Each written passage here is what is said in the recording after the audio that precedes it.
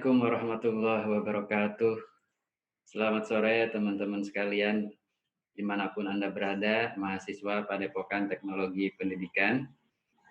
Jumpa lagi dengan saya, Uwais Anis Hairuman. Kali ini saya ingin berbagi tentang ontologi teknologi pendidikan.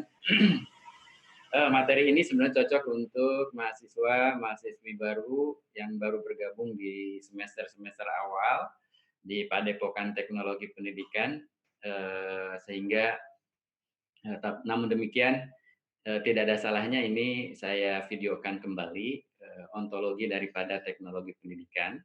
Dan video ini saya ambil ingin buka-bukakan kembali kitab yang dibuat oleh Profesor Dr. Yusuf Hadimyarso dengan judul Menyemai Benih Teknologi Pendidikan. Nah, sebagai seorang murid Padepokan TP atau Teknologi Pendidikan, saya kira sangat penting untuk kita memahami kenapa teknologi pendidikan ini eksis, gitu ya, atau ada yang namanya disiplin ilmu teknologi pendidikan atau teknologi pembelajaran di dunia ini. Nah, mari kita bahas. Nah, teman-teman mahasiswa sekalian, sebelum memahami itu kita harus pahami dulu lah definisi daripada ontologi itu apa. Jadi ontology is the philosophical study of being. Being itu artinya adalah the existence of material atau keberadaan suatu objek atau keberadaan atau bahasa sederhananya kenapa sih disiplin ilmu teknologi pendidikan itu ada? Apa filosofi yang mendasarinya? Konsepnya apa? Apa ciri-ciri yang membedakannya dengan teknologi yang lain, misalnya teknologi pangan, teknologi pertanian, atau teknologi-teknologi yang lain begitu. Ini mari kita bahas satu persatu, khusus untuk eksistensi teknologi pendidikan atau teknologi pembelajaran. Pertama, yang mendasari adanya teknologi pendidikan dan atau teknologi pembelajaran adalah adanya fakta nyata atau fakta yang tak terbantahkan. Itu adalah postulat bahwa di lingkungan kita, dalam hidup kita, itu ada yang namanya sumber belajar atau learning resources. Nah, ternyata sumber belajar itu ada banyak sumber belajar dengan beraneka ragam sumber belajar ada dalam kehidupan kita. Itu fakta nyata yang menjadi dasar kenapa, salah satu ya fakta nyata awal yang menjadi dasar kenapa hadir atau eksisnya teknologi pendidikan atau teknologi pembelajaran. Nah, sumber belajar tersebut perlu dikembangkan atau di sini ada unsur pengembangan. Jadi aneka ragam sumber belajar tersebut perlu terus dikembangkan secara optimal, baik dari sisi faktual maupun konseptual. Ilmu teknologi pendidikan itu salah satunya adalah untuk mengembangkan sumber belajar secara optimal, baik secara konseptual maupun faktual. Nah, kemudian yang kedua adalah unsur pengelolaan. Jadi agar optimal itu, maka sumber belajar tersebut perlu dikelola dengan baik. Ini postulat yang pertama. Kedua, teman-teman sekalian, ini ada fakta yang nyata dan juga tak terbantahkan. Bahwa pertama, hukum alamnya atau bahasa kalau kita orang muslim sunatullahnya, belajar itu terjadi sepanjang hayat. Jadi manusia yang ada di bumi ini dimanapun, di planet bumi ini, itu mengalami peristiwa yang namanya belajar. Dan belajar itu terjadi sepanjang hayat. Belajar terjadi sepanjang hayat. Dari sejak lahir sampai seseorang itu atau manusia itu meninggal. Ada proses yang namanya belajar. Ini fakta. Nyata tak terbantahkan. Siapapun itu. Ini yang salah satu atribut yang mencirikan, yang menjadi ciri bahwa keberadaan teknologi pendidikan itu adalah untuk memecahkan masalah-masalah terkait dengan hal ini. Kemudian yang kedua, ada suatu kenyataan bahwa peserta belajar, atau orang yang belajar, manusia ini, peserta belajar, sebagai peserta belajar, itu bervariasi, beraneka ragam, dari berbagai aspek.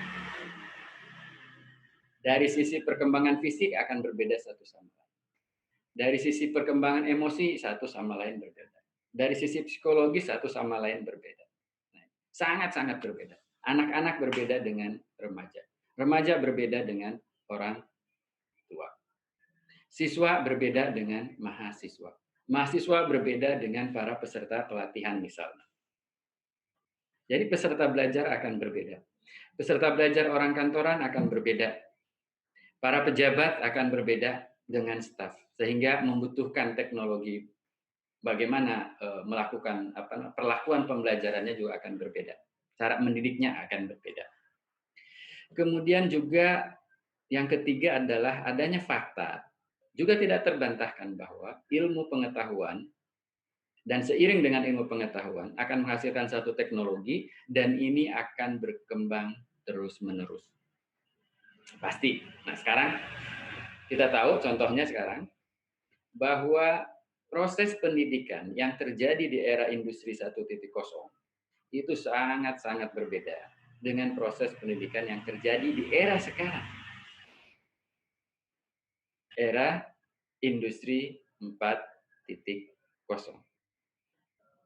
Era industri 3.0 yang dicirikan dengan otomatisasi dan juga komputerisasi ternyata sangat berbeda dengan era industri 4.0 yang dicirikan segala sesuatunya terjadi dalam cyber physical system. Jadi semua services atau semua jasa, semua produk, semua pelayanan itu terjadi melalui cyber physical system. Dan ini juga akan berpengaruh terhadap ilmu yang juga mempengaruhi terhadap hadirnya, eksisnya ilmu teknologi pendidikan. Ada 3 ya. Pertama, belajar sepanjang hayat. Kedua, bahwa peserta belajar itu juga beraneka ragam. Ketiga adalah ilmu pengetahuan dan teknologi yang senantiasa terus berkembang. Terakhir, tak terbantahkan juga bahwa adanya lingkungan. Lingkungan yang berbeda. Sehingga treatment pendidikannya akan berbeda. Itu pertama. Dan tidak hanya berbeda, bahwa lingkungan juga berubah. Ketika berubah seperti ini, maka treatment pendidikan yang harus dilakukan juga akan berbeda. Nah, ini adalah di antara sekian banyak ciri, 4 ini adalah fakta nyata tak terbantahkan yang dengan keempat fakta ini maka perlu adanya satu keilmuan atau disiplin ilmu yang disebut dengan teknologi pendidikan. Untuk apa? Nah, sehingga dengan adanya 2 postulat tadi, sumber belajar, kemudian fakta bahwa semua manusia itu belajar sepanjang hayat, dan setiap peserta belajar bervariasi satu sama lain, dan ilmu pengetahuan dan teknologi senantiasa berkembang dan berpengaruh terhadap bagaimana kita mendidik. Berikut juga adalah lingkungan yang senantiasa berkembang, tidak hanya berkembang dan berubah, berbeda satu sama lain, maka objek formal teknologi pendidikan adalah belajar. Dalam hal ini adalah memecahkan masalah belajar pada manusia. Sebagai analogi, mahasiswa sekalian, kenapa teknologi pangan eksis? Ini satu pertanyaan. Jawabnya mudah. Selama ada manusia, maka manusia memerlukan pangan.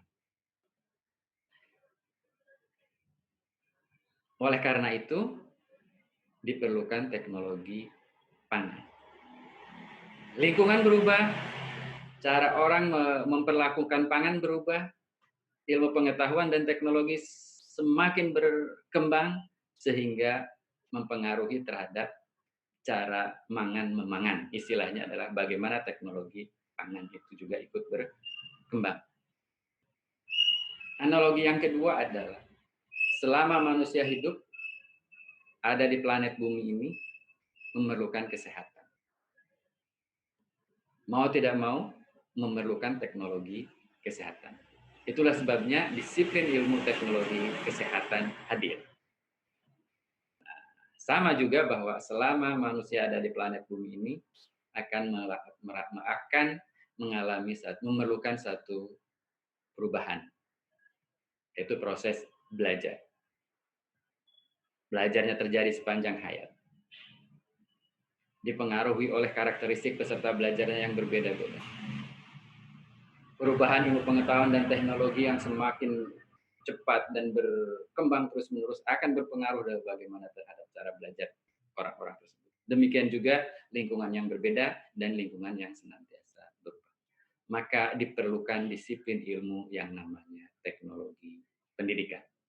Objek formalnya adalah belajar, dalam hal ini adalah memecahkan masalah belajar pada manusia. Sehingga disiplin ilmu teknologi pendidikan dari zaman dahulu, kalau kita trace historisnya, sampai dengan sekarang, memiliki satu konsep yang direpresentasikan oleh satu definisi yang semakin hari berkembang. Definisi tersebut menyesuaikan dengan 4 atribut yang kita bahas sebelumnya. Terjadinya perubahan lingkungan, iptek, peserta belajar, dan lain sebagainya, sehingga definisi daripada konsep teknologi pendidikan berubah seiring dengan waktu. Nah, apakah definisi teknologi pendidikan saat ini? Nah, kita ambil dari definisi yang terakhir, karena sampai saat ini, menurut ICT ya, menurut ICT setelah 2004 belum mengeluarkan definisi baru. Jadi teknologi pendidikan adalah suatu studi dan praktek etis. Jadi bukan hanya kajian ilmiah, tapi juga praktek etis. Praktek etis untuk tujuan apa? Tujuannya adalah untuk memfasilitasi belajar, pertama. Dan yang kedua adalah meningkatkan kinerja. Untuk dapat memfasilitasi dan meningkatkan kinerja melalui studi dan praktek etis itu caranya bagaimana? Caranya dengan menciptakan, menggunakan, mengelola, menciptakan, menggunakan, dan mengelola proses teknologi yang tepat dan sumber teknologi yang tepat. Nah, ini adalah definisi yang menjadi atribut keberadaan disiplin ilmu teknologi pendidikan. Dan ini adalah salah satu konsep teknologi pendidikan yang dikeluarkan oleh ICT. Tentu saja ada banyak konsep yang menjelaskan tentang eksistensi teknologi pendidikan menurut yang lainnya, bukan hanya asosiasi Education and Communication Technology. Gitu ya. Demikian mahasiswa sekalian, dimanapun Anda berada, kajian kali ini kita bicara tentang ontologi teknologi pendidikan. Berikutnya kita akan bahas 2 hal lagi di samping ontologi, yaitu epistemologi dan untuk apa teknologi pendidikan hadir atau aksiologi. Terima kasih. Semoga bermanfaat. Assalamualaikum warahmatullahi wabarakatuh.